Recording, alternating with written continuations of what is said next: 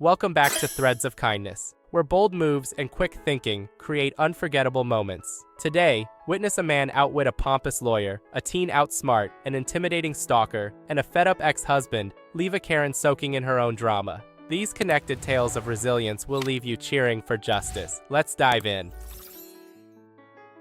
Divorce battles are rarely clean, but this particular case had devolved into a storm of accusations and legal posturing. For the man at the center of it, life was already challenging. As a startup founder struggling to get his business off the ground, he was balancing endless responsibilities: his education, mounting debts, and the relentless pressure to succeed in a highly competitive industry. On the other side of the courtroom stood his ex-wife's lawyer, a polished and condescending figure who seemed to relish in making his life harder. It all began when the lawyer accused the man of hiding assets. The accusation was baseless, fueled by nothing more than heated rhetoric from a contentious divorce. Yet, in the adversarial environment of the legal system, even a flimsy claim could take on a life of its own if pressed aggressively enough. The lawyer saw an opportunity to rattle his opponent and demanded a comprehensive set of financial records to back up the man's claims of transparency. The demand was anything but reasonable. The lawyer requested 3 years of financial data, including tax filings, receipts, invoices, bank statements, and income declarations. To add to the absurdity, he insisted on an itemized list of all purchases and expenditures, a task that would have been time-consuming and costly for anyone, let alone a man operating on a shoestring budget. Every aspect of the request seemed designed to overwhelm and frustrate. The lawyer's tone during the exchange made it clear he didn't believe a word of the man's objections. When the man reached out to explain his predicament, his pleas fell on deaf ears. He carefully outlined his financial situation, explaining how the costs of printing, copying, and mailing the requested documents would be prohibitive. Each trip to the post office or office supply store would chip away at what little money he had left for essentials like food and rent. "Can't you see how unreasonable this is?" he asked over the phone, his voice measured but clearly strained. The lawyer's response was dripping with contempt.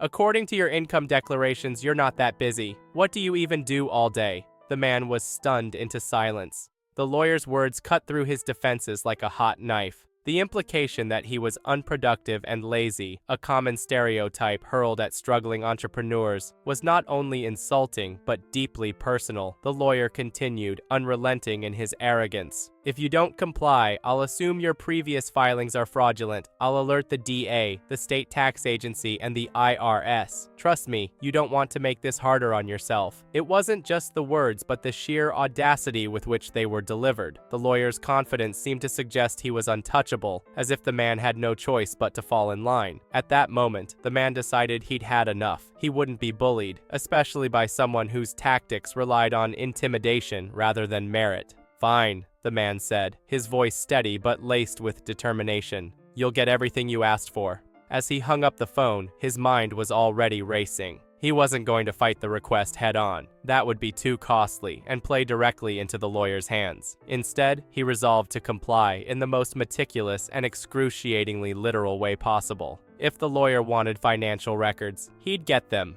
every single piece, no matter how irrelevant or trivial. The man spent the next few days assembling what could only be described as a monument to bureaucratic compliance. He scoured every corner of his apartment, digging through old boxes, drawers, and digital files. Every receipt, no matter how insignificant, was scanned and included. Grocery bills from years ago, fast food orders, and even a 3-foot CVS receipt for shampoo and toothpaste found their way into the growing pile of documents. The task became something of a personal mission. Each document added to the stack felt like a small act of rebellion against the lawyer's arrogance. By the time he finished, the collection had ballooned to an unwieldy 150 pages of financial minutia.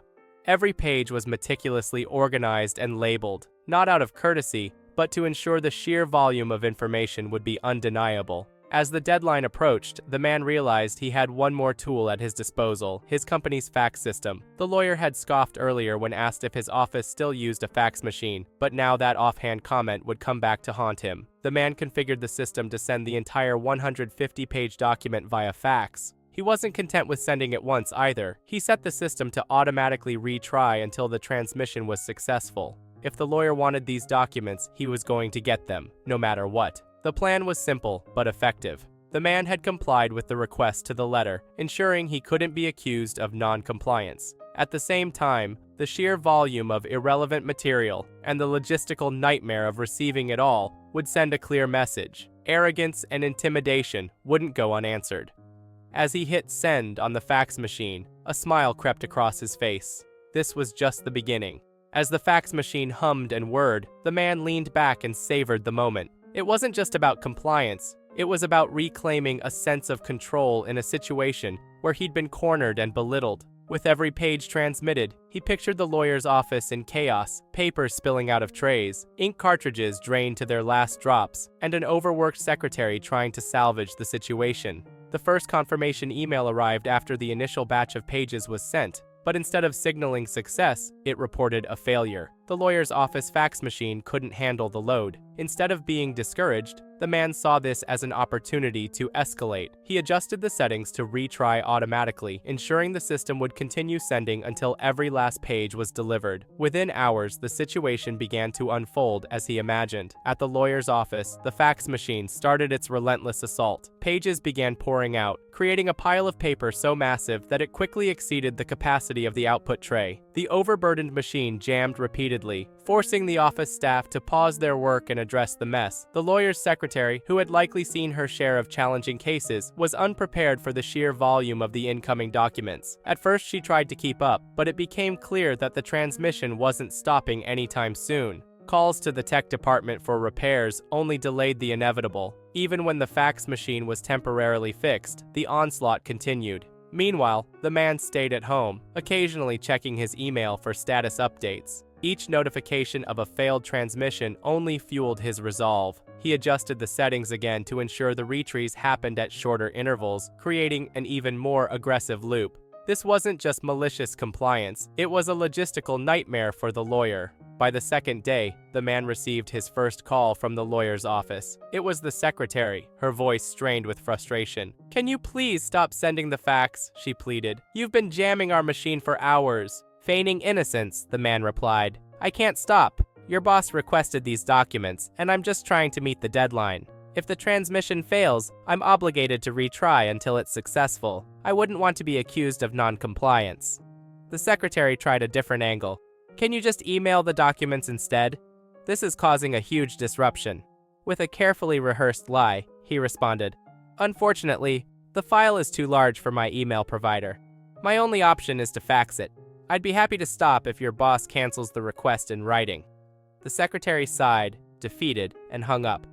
The man knew she was likely reporting the situation to the lawyer, but he also knew the lawyer's ego would prevent an immediate resolution. For someone so smug and self-assured, admitting defeat would be unthinkable. The faxes continued throughout the day and into the night. The lawyer himself eventually called, his voice a mix of frustration and thinly veiled rage. "This has gone far enough," the lawyer barked. "You're intentionally disrupting my office." "Not at all," the man replied calmly. "I'm simply complying with your request. If you'd like me to stop, I'd need a written confirmation that the financial documents are no longer required."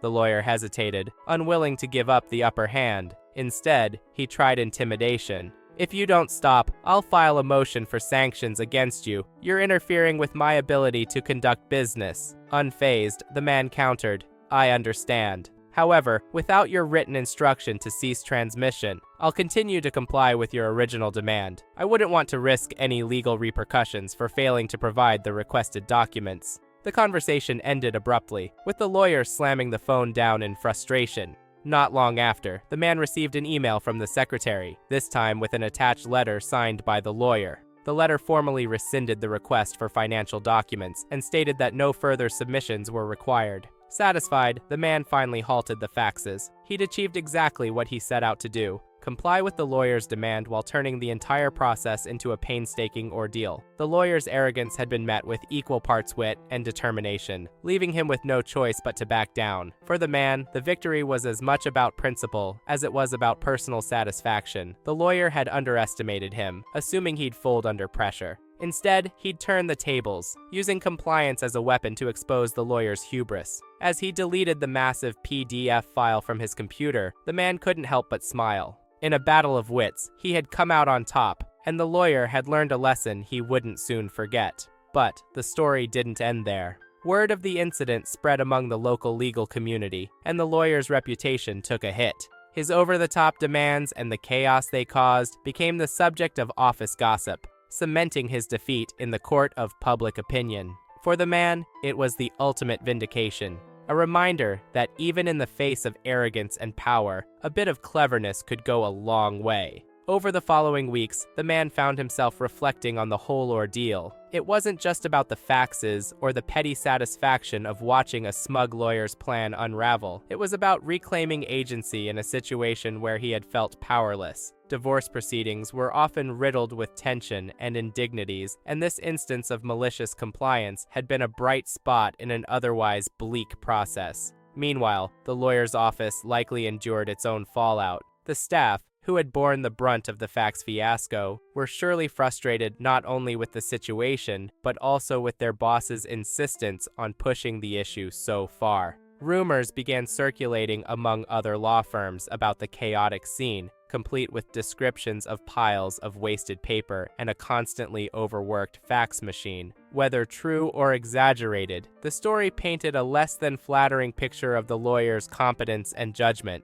The man, however, decided to maintain his professionalism. Despite his private amusement, he didn't share his victory widely. He was satisfied with the knowledge that he had navigated a seemingly impossible demand and turned it into a situation that worked in his favor.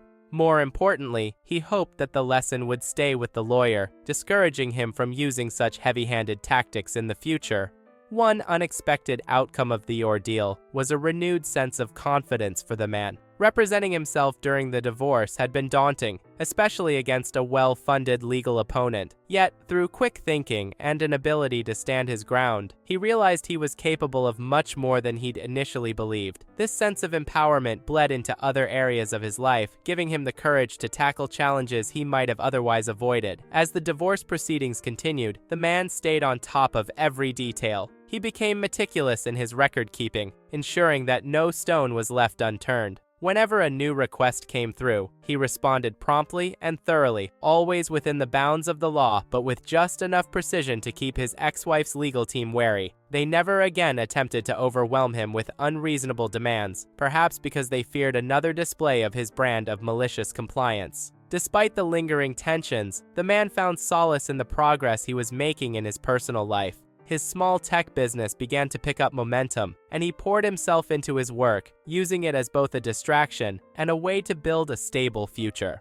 The lessons he had learned during the divorce about standing firm, staying organized, and not underestimating his own abilities became invaluable tools as he navigated the entrepreneurial world. In the months following the resolution of the divorce, the man began sharing his story with close friends and colleagues, not as a means to boast, but as an example of the importance of resourcefulness and resilience. He emphasized that the situation could have easily spiraled out of control if he hadn't kept a cool head and found a creative solution. His experience became a reminder that even in the most challenging circumstances, there's often a way to turn the tables without resorting to hostility or aggression. For the lawyer, the fiasco with the fax machine likely remained a sore spot. While he may have dismissed the incident publicly, the embarrassment it caused him within his professional circles was undeniable. His assistant, who had been at the forefront of dealing with the onslaught of faxes, reportedly left the firm a few months later, citing burnout.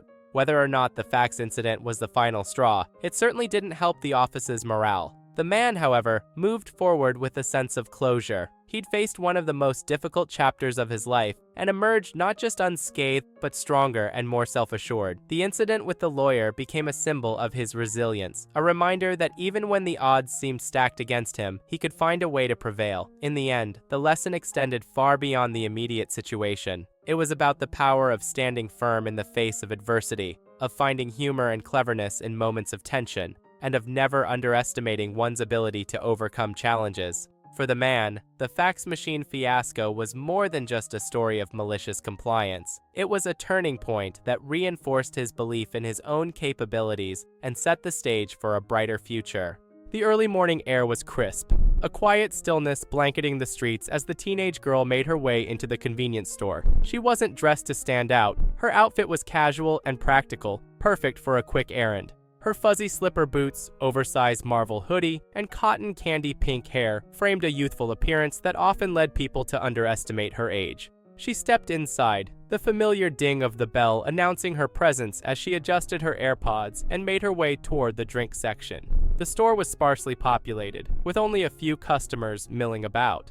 She grabbed a couple of energy drinks from the fridge, pondering whether to add some snacks to her purchase. Suddenly, a tap on her shoulder startled her. Turning around, she was met with a towering figure, a man easily over 6 feet tall and broad-shouldered. He was dressed in a sleeveless muscle shirt, and while his size could have been imposing under normal circumstances, the intense look in his eyes made the situation feel even more unsettling. "Excuse me," the man began, his tone casual but laced with a strange insistence. "Aren't you a little young to be working here?"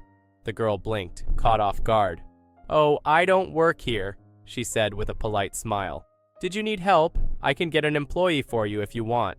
Her words were straightforward and well-meaning, but the man didn't seem to take them well. His expression shifted, a smug smirk curling at the edges of his lips. "Don't play coy," he said, leaning closer. "You're clearly on the clock. Pants like those shouldn't even be allowed while working." She glanced down at her leggings, confusion furrowing her brow. "I'm sorry," she reiterated, taking a small step back, "but I really don't work here." The man's demeanor changed from smug to irritated. He crossed his arms, towering over her. "Well, if you don't work here, what are you doing standing around like you own the place?" His voice rose slightly, attracting a glance from another shopper. "Are you one of those girls who do favors for free?" The question sent a cold wave of dread through her. She stiffened, her mind racing to process what he'd just implied. She shook her head firmly, trying to maintain composure. "No," she said, her voice steady despite her rising discomfort. "I don't know what you mean, but I'm just a customer. Please, let me find you someone who can help." The man didn't back down. Instead, he reached out as if to grab her hand. She quickly recoiled, stepping further away. "Come on," he said, his voice low and insistent. "You're on break, right? You can help me clean my passenger seat. Then maybe we can head out together. Nobody has to know." Her heart began to pound. This wasn't just an annoying misunderstanding anymore. The situation had crossed into something much darker. She moved swiftly toward the counter, keeping her focus on the clerk behind the register.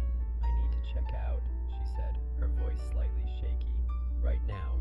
The man followed, only a step behind her. "Excuse me," he called out to the employee, his tone shifting to feigned outrage. "Your worker here has been absolutely disgusting to me. I want a manager, now." The clerk, a young man who had been stocking shelves nearby, approached the counter with a frown. "Sir, she's not an employee," he said firmly. "She's just a customer." The man scoffed, his voice rising. "Not an employee? Are you kidding me? She offered to help me in the aisle. I'm not stupid, and I know what I saw." The girl stood silently, gripping her items tightly as the tension in the store grew. She didn't want to escalate things further, but the man's aggressive accusations and refusal to accept reality were making her fear for her safety. "Sir," the clerk said again, his tone more assertive, "I'm the only staff here right now. She's not one of us. I'll ask you to lower your voice or leave if you keep causing a scene." The man ignored him, turning back to the girl. "I know what you're doing," he hissed, "pretending to be something you're not. You'll regret this." Her grip tightened on her wallet, but she stayed silent. The clerk began ringing up her items, his calm demeanor helping to ground her in the moment. Still, she couldn't shake the unease in the air. The man lingered for a moment longer, glaring at her, before storming out of the store in a huff. As the door slammed shut behind him, she let out a breath she hadn't realized she was holding. The clerk looked at her with a concerned expression. "You okay?" he asked. She nodded, though her hands were trembling slightly. "Yeah," she said softly. "I think so. Thanks for stepping in." The clerk gave her a reassuring smile. "No problem. Let me know if you need anything else." She finished paying for her items and left the store quickly, her eyes scanning the parking lot to ensure the man wasn't still lurking outside. Though she felt a wave of relief once she was back in her dad's car, the encounter had left her shaken. Something about the man's behavior had been chilling, and she knew she'd need time to process what had just happened. Back in the safety of her dad's car, the girl tried to shake off the uneasiness creeping up her spine. She handed over the drinks and snacks she had purchased, forcing a smile as she explained what took her so long. Her dad raised an eyebrow, but didn't press, assuming the delay was just typical teenage indecision in the snack aisle. He turned the ignition and the car rolled away from the convenience store, but her mind stayed behind, replaying the encounter. The man's leering gaze and invasive behavior were etched in her memory. She told herself it was over now, he was gone, and she was safe. But a sense of unease lingered, a nagging feeling that she wasn't entirely free of his shadow. As they neared home, her dad glanced at her, noticing her unusual quiet. "Everything okay, kiddo?" he asked, his voice light but probing. "Yeah," she said quickly, not wanting to worry him. "Just tired. Long night." He didn't push further, but she caught him giving her a quick sidelong glance before turning his focus back to the road. Once they reached home, she escaped to her room, hoping some music and mindless scrolling through her phone would help her shake the encounter. Yet, every time she closed her eyes, the man's face loomed in her mind. His words, those inappropriate, threatening words, echoed in her head, making her stomach churn. A few hours later, her phone buzzed with a notification from a neighborhood watch app her dad had insisted the family download. She opened it out of habit, expecting the usual posts about stray dogs or pothole complaints. Instead, she saw a post that made her heart skip a beat. Suspicious individual spotted near Main Street convenience store. Male, mid-40s, muscular build, wearing a sleeveless shirt. Behavior described as aggressive and inappropriate toward a young female. Stay alert. Her pulse quickened. Someone else had noticed him. She wasn't overreacting. Her instincts had been right. She felt a mixture of relief and renewed anxiety. Relief that someone else had validated her fears, and anxiety because it meant he hadn't just disappeared into the night. He was still around. Taking a deep breath, she replied to the post, sharing her own experience at the store earlier that morning. She kept the details vague, but emphasized his inappropriate behavior and her sense of danger. Within minutes, other neighbors chimed in, sharing their concerns and agreeing to keep an eye out. Some mentioned calling the police to report the man's behavior, while others expressed frustration at how often such incidents seemed to occur. Her dad walked into her room just as she was finishing her reply. He held a bowl of popcorn, a peace offering of sorts, and plopped it on her desk. "You sure you're okay?" he asked again, his tone softer this time. She hesitated, debating whether to tell him the truth. On one hand, she didn't want to worry him unnecessarily. On the other hand, she knew keeping this to herself wouldn't help if something else happened. "Actually," she began, her voice low, "something kind of weird happened at the store earlier." His brows furrowed as she recounted the encounter. The more she talked, the darker his expression grew. By the time she finished, he looked ready to storm out the door and confront the man himself. "I knew something was off," he muttered. "You should have told me right away." "I didn't think it was a big deal at first," she admitted. "But then I saw this post on the neighborhood app and, I don't know, Dad, he was just so weird." Her dad pulled out his phone and scrolled through the app, his lips pressed into a thin line. "This guy sounds like trouble," he said finally. "I'm calling the store manager. They need to be aware of this." She nodded, feeling a flicker of gratitude for his protectiveness. As he stepped out of the room to make the call, she felt a little less alone. Maybe together they could figure out how to handle this. But her relief was short-lived. Later that evening, as she scrolled through her social media feed, a new notification popped up from the neighborhood app, another post about the man. This time, someone had spotted him near a local park, not far from her house. The post described him behaving erratically, yelling at passers-by and pacing near the playground. Her breath caught. Was he just roaming the area aimlessly, or was he searching for her? She shook her head, trying to push the thought away. That was ridiculous. He didn't even know her name, let alone where she lived. Still, she couldn't shake the uneasy feeling that had settled in her chest. She closed her blinds tightly and double-checked the locks on her windows. For good measure, she propped her desk chair against her bedroom door, a precaution that felt silly, but gave her a small sense of control. As the hours stretched on and the house grew quiet, she found herself replaying the encounter in her mind. His invasive questions, the way he had reached for her hand, the smug confidence in his voice, all of it felt like pieces of a puzzle she didn't want to solve. Why had he targeted her? Was it just bad luck, or was there something more to his behavior? Her dad knocked on her door, pulling her from her thoughts. "I talked to the store manager," he said. "They're reviewing the security footage and filing a report with the police. If this guy shows up again, they'll know who to watch out for." She nodded, her heart swelling with gratitude. "Thanks, Dad." He hesitated before stepping away. "Keep your phone on you," he said. "And don't hesitate to call me if anything feels off. Okay?" "Okay," she promised. As he left, she felt a small flicker of hope. Maybe, with her dad and the community on high alert, this would be the end of it. But deep down, she couldn't shake the feeling that the man wasn't finished with her yet. Something told her this wasn't the last time their paths would cross. The next morning began uneventfully, though the unease from the previous day still lingered. She went about her routine, trying to shake the feeling of being watched. Her dad had insisted on driving her to school and picking her up afterward, and while she appreciated his concern, it made her feel even more on edge. She kept her phone close, constantly checking the neighborhood app for updates. Around midday, a new post appeared. The same man had been spotted loitering near a different convenience store just a few blocks from the school. This time, someone had managed to snap a photo of him and uploaded it to the app. Her stomach twisted as she stared at the blurry image on her screen. It was definitely him. Same sleeveless shirt, same imposing frame, and the same unsettling look in his eyes.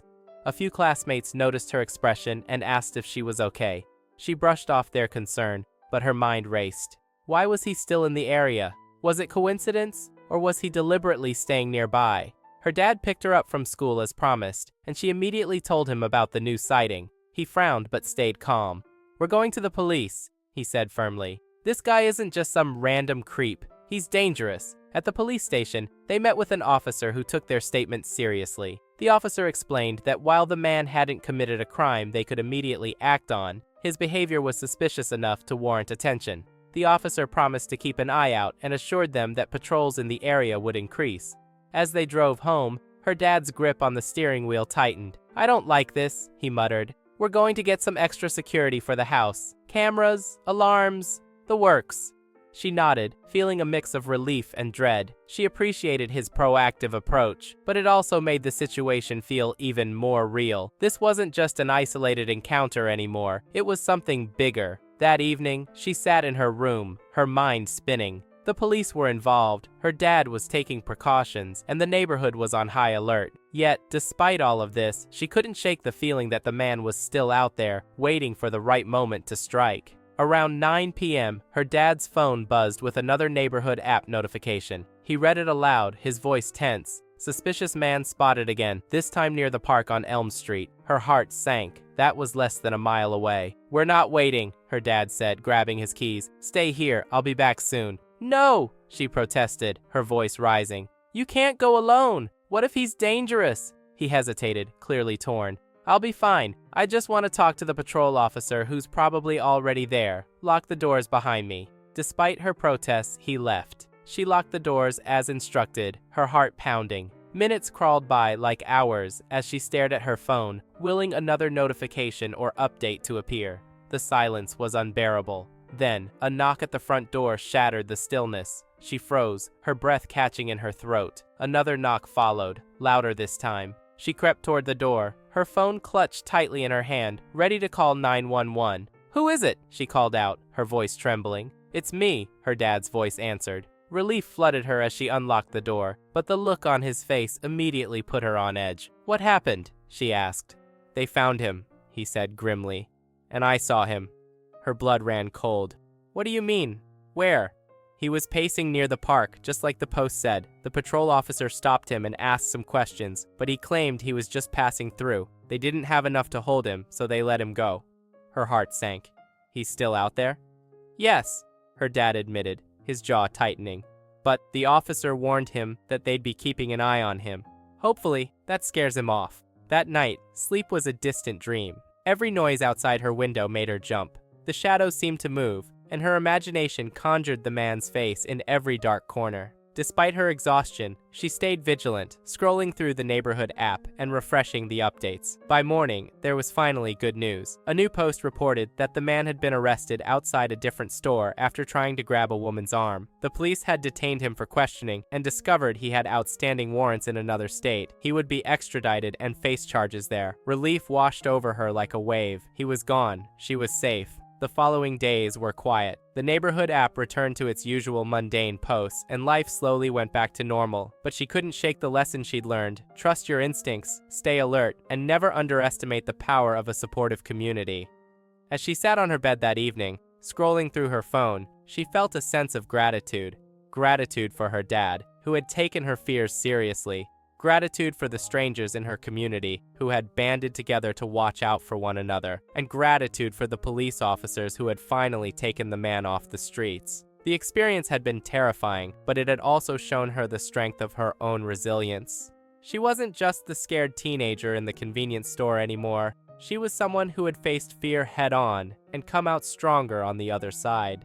The story begins with a man reflecting on the strained relationship he had with his ex-wife, a woman he describes as a mega Karen. Their relationship was marked by frequent arguments, many of which escalated into dramatic spectacles orchestrated by her. She had a habit of storming out of the car in the middle of a heated exchange, leaving him to follow her and attempt to convince her to return. This was no one-time event. It became an all-too-familiar pattern in their relationship. Whether they were on a busy street, in a parking lot, or in the middle of nowhere, the outcome was always the same. She would exit the vehicle in a huff, expecting him to chase after her. Initially, he did what she wanted. He saw it as a necessary, albeit frustrating way to maintain peace in their relationship. He didn't want to leave her walking alone, and her threats of continuing on foot until he begged her back into the car felt more like a test of his devotion than anything else. Over time, however, he began to notice how manipulative this tactic was. It wasn't about resolving the issue or finding common ground. It was about control. By leaving the car and refusing to listen, she was asserting dominance in the situation, forcing him to react and comply with her demands. Each incident followed a similar script. She would find a reason to argue, sometimes trivial, sometimes significant, and when he failed to respond in the way she wanted, she would escalate by opening the car door and walking away. He would pull the car over, roll down the window, and plead with her to come back. The longer she walked, the more exasperated he became. He'd follow her at a slow crawl, offering apologies or explanations, hoping to avoid further escalation. She, on the other hand, thrived on the attention, basking in the power she held over him in those moments. The man recalls feeling a growing sense of frustration as this behavior repeated itself. No matter how calm or reasonable he tried to be, she would always find a way to twist his words or actions into a perceived slight. Her accusations were often baseless, but that didn't matter to her. What mattered was winning the argument and ensuring he felt small and insignificant. Over time, he began to resent the way she wielded her temper as a weapon, using it to manipulate him into compliance. One rainy evening, the cycle repeated itself once more. They had gone out for dinner, and while the meal itself was pleasant enough, the ride home quickly took a turn for the worse. His ex-wife accused him of flirting with their waitress, a woman who was, coincidentally, the mother of one of his old high school friends. The accusation caught him off guard. He had merely been catching up with someone he hadn't seen in years, exchanging pleasantries and sharing memories. But to his ex-wife, this was evidence of betrayal. The man tried to explain himself, pointing out that the waitress was not someone he would ever consider flirting with, and that their conversation was entirely innocent.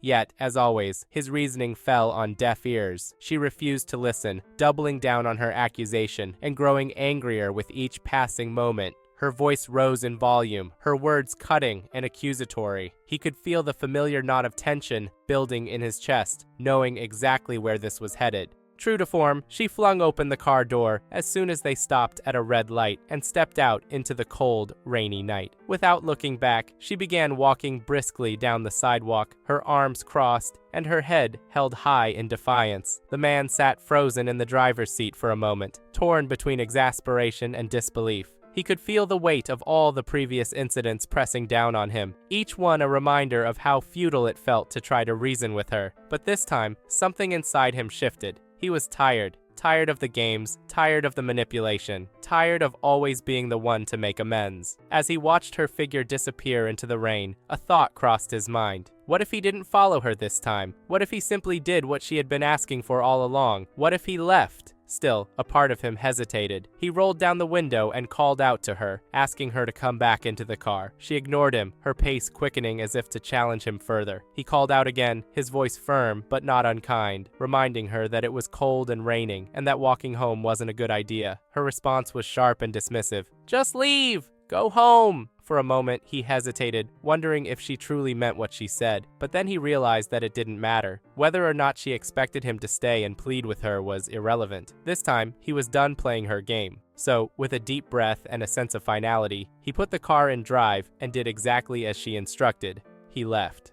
As he drove home, he felt a mix of emotions, relief, guilt, and a newfound sense of empowerment. The rain battered against the windshield, mirroring the storm of feelings inside him. He wondered how she would react when she realized he wasn't coming back. Would she be angry? Hurt? Would she finally understand the toll her behavior had taken on him? These questions lingered in his mind, but for the first time in a long while, he didn't feel obligated to answer them. Instead, he focused on the road ahead, determined to reclaim a sense of peace and agency in his life. By the time he reached home, the man felt a surprising sense of calm. He parked the car, went inside, and changed into dry clothes. He cracked open a cold soda, grabbed a book he had been meaning to read, and settled into his favorite chair. The sound of rain outside was oddly soothing, a reminder that he had made the right choice. For once, he wasn't chasing after her, trying to fix a problem that wasn't his to solve. For once, he was putting himself first. The man sat in his recliner, the warmth of his home contrasting sharply with the cold, wet chaos he had just left behind. He opened the book, though his thoughts kept drifting back to the scene he'd walked away from. There was a small voice in the back of his mind, questioning whether he had gone too far, whether his actions would escalate things even further. Yet, with every passing minute, he felt more justified in his decision. This wasn't just about the rain-soaked argument. It was about years of being held hostage by her tantrums. As the minutes turned into half an hour, he found himself more engrossed in his book. He felt a tinge of guilt about her walking in the rain, but that guilt was quickly overshadowed by a sense of liberation.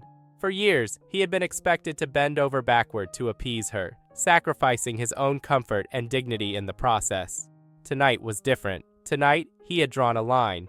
It was almost exactly 30 minutes later when the front door burst open with a loud slam. She stood in the doorway, drenched from head to toe, her clothes clinging to her frame and her hair plastered to her face. Her eyes blazed with fury as she stomped inside, water pooling on the hardwood floor beneath her. She looked like a soaked cat, equal parts pitiful and enraged. "Where the hell did you go?" she screamed, her voice echoing through the quiet house. "Why didn't you come back for me?" The man calmly closed his book, placing it on the coffee table as he looked up at her. Her fury was palpable, and he knew better than to meet it with the same energy.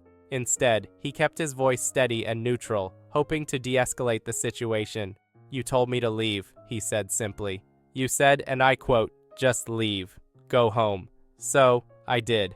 Her jaw dropped, her anger momentarily replaced with incredulity. "You actually left me there, in the rain? Are you insane?" "You told me to," he repeated, his tone unwavering.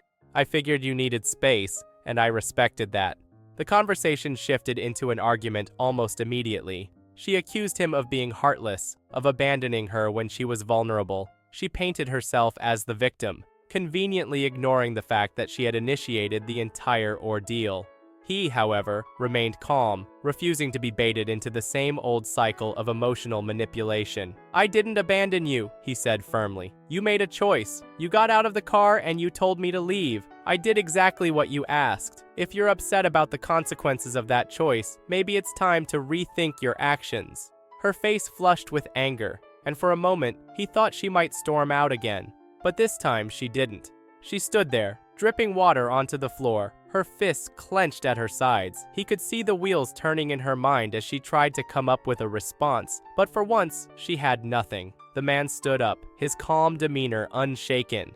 "I'm done playing this game," he said. "Every time we argue, you use this tactic to punish me. You walk out, expecting me to chase after you like a child throwing a tantrum. Well, I'm not doing it anymore. If you want to talk like adults, I'm here. But if you're going to storm off every time you don't get your way, don't expect me to follow." With that, he walked past her and into the kitchen, leaving her standing in the doorway. He grabbed a towel from a drawer and handed it to her on his way back to the living room. "Dry off before you catch a cold," he said, his tone devoid of malice. Then he sat back down and reopened his book. She stood there for a long moment, staring at him as if seeing him for the first time. This wasn't the reaction she was used to. He wasn't pleading or apologizing or bending to her will. He was calm, resolute, and entirely unshaken by her theatrics. It threw her off balance in a way that no amount of shouting could fix. Eventually, she took the towel and retreated to the bathroom, slamming the door behind her. The man let out a quiet sigh of relief. He knew this wasn't the end of their issues, but it felt like a turning point.